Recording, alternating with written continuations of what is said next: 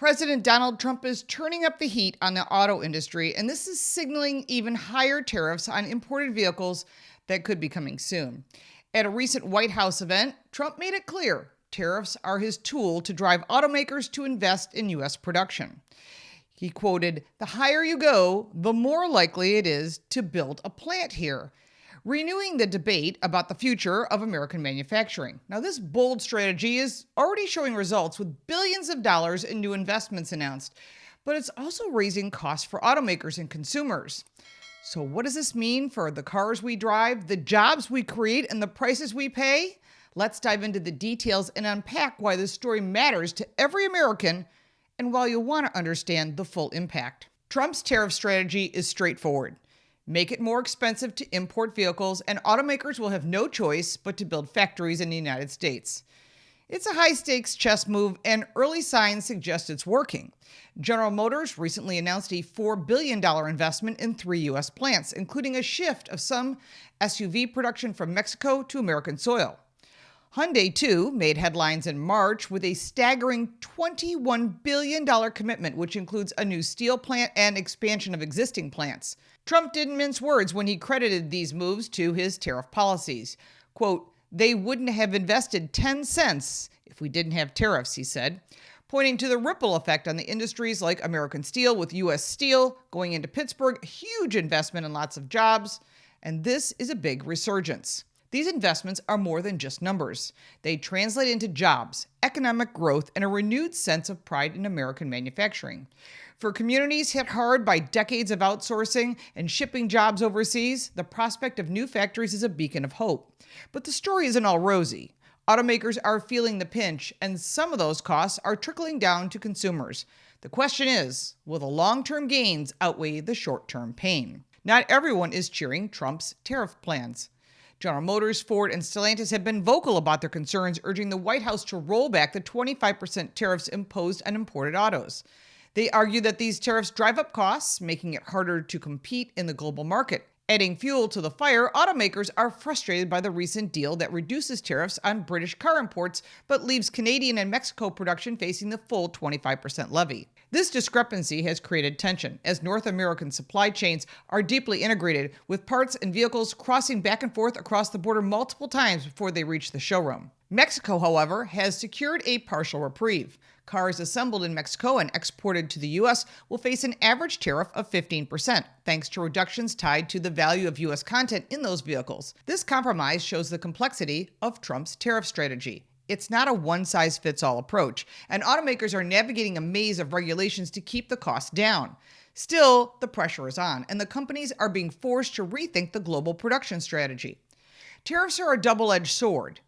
On one hand, they're spurring investment in U.S. factories. On the other hand, they're driving up costs for automakers and ultimately for you, the consumer. Ford Motor Company recently raised prices on some models, citing tariff-related costs that are expected to shave $1.5 billion off its adjusted earnings. General Motors is grappling with an even bigger hit, estimating its tariff exposure at $4 billion to $5 billion, with roughly $2 billion tied to affordable Chevrolet Buick models imported from South Korea. Subaru of America has also hiked prices, a move that reflects the broader industry trend. For car buyers, this could mean sticker shock at dealerships. Higher production costs often lead to pricier vehicles, especially for entry-level vehicles that rely on a lot of imported components.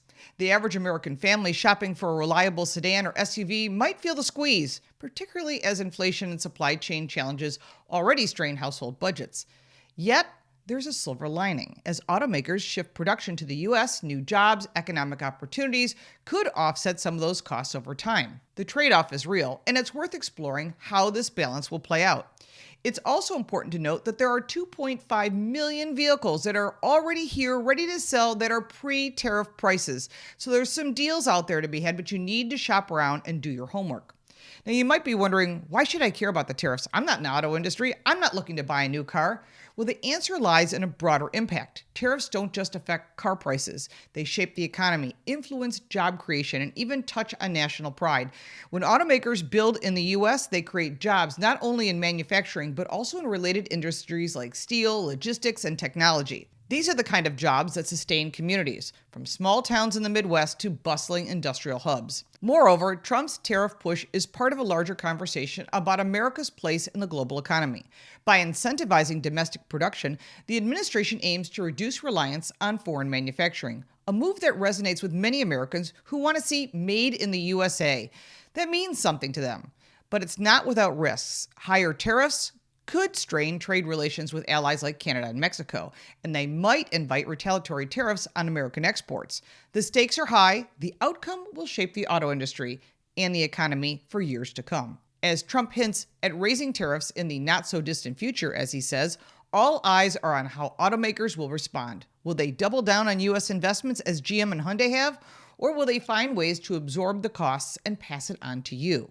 The Detroit Three are already under pressure to compete with foreign automakers, who may have already been more flexible in navigating global supply chains. Meanwhile, customers will be watching their wallets, weighing the benefits of American-made vehicles against the reality of higher prices. Another key factor is the global response.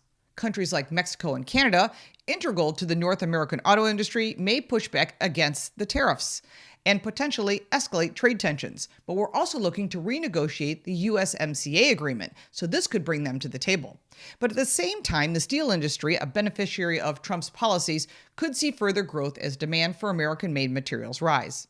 It's a complex web of cause and effect, and the next few months will be critical in determining whether Trump's gamble pays off. This isn't just another auto industry story. It's an American story.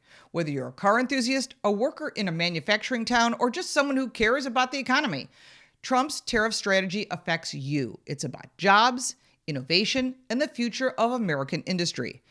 If you're staying informed on these policies, it could help reshape the cars we drive, the cars we buy, and your pocketbook. So what's the bottom line? Trump's tariff push is a bold move to bring manufacturing back to the U.S., and it's already yielding results with billions of dollars in new investments. But it comes with challenges: higher costs for automakers and consumers, trade tensions, and an uncertain road ahead. You've now got a front row seat on one of the most consequential economic debates of our time. Now share the story, and let's keep the conversation going. What do you think about Trump's tariff strategy? Will it drive American innovation, or is it a risky bet? The answers are still unfolding, and you won't want to miss what's happening next.